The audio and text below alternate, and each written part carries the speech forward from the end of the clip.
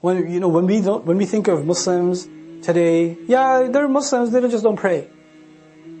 There are people in our family, they just don't pray. They're not into salat. And that's, unfortunately, most of our families have people that don't pray.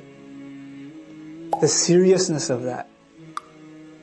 If we just internalize the seriousness of that for ourselves and then them, then you won't get lazy in finding one way, then another way, then another way, then another way to remind. Without, if one way didn't work, you'll find some other way, and you'll find some other way. Maybe they want to listen to me, they find me annoying. They think I'm condescending. They think I'm self-righteous. I'll find another way to remind them then. I'll find some other way to get the point. But they need to get this point. Because Allah equated accepting of the truth with salat. And walking away from salat with denying the truth. Calling it all a lie. A farce.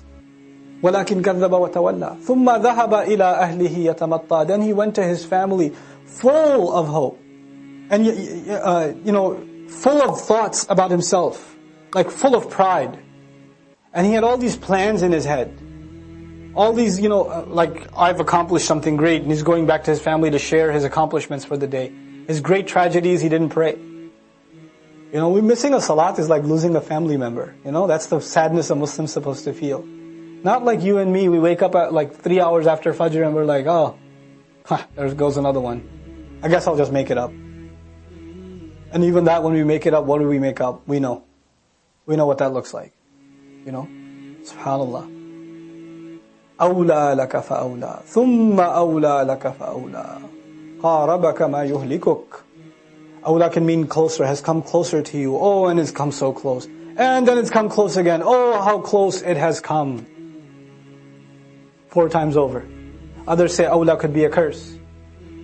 Allah is cursing this person, then cursing him again, then cursing him again, then cursing him again. First time he curses him when he's alive, then he curses him when he's dying, then he curses him when he's being raised, then he's cursing him when he's going into hellfire.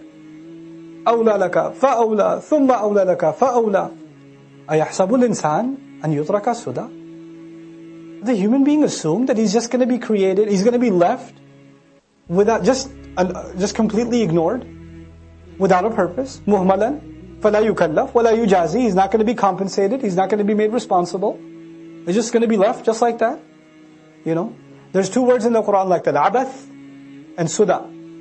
Abath, purposeless. Suda, you're just left alone, do whatever you want. You're free to do whatever you want.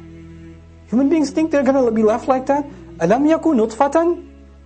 What does he think he is? If he wanted to leave someone alone, he could have been left as a fluid. No, wasn't he himself a dirty fluid, nutfa, min mani yumna, from a kind of fluid that is dropped into the womb of a mother? ثُمَّ كَانَ عَلَقَةً. Then he turned into a clot of flesh. فَخَلَقَ. So then Allah created him. فَسَوَّى. And made him into this human being. Next time you see a drop of fluid, and imagine that I was this. Except the one I was is filthy and nobody wants to touch that. That's what I was. And God created into a fully functional human being, and then he thinks he's just going to be left alone.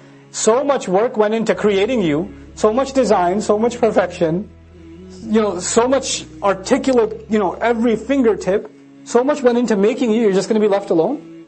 Is that really how you think?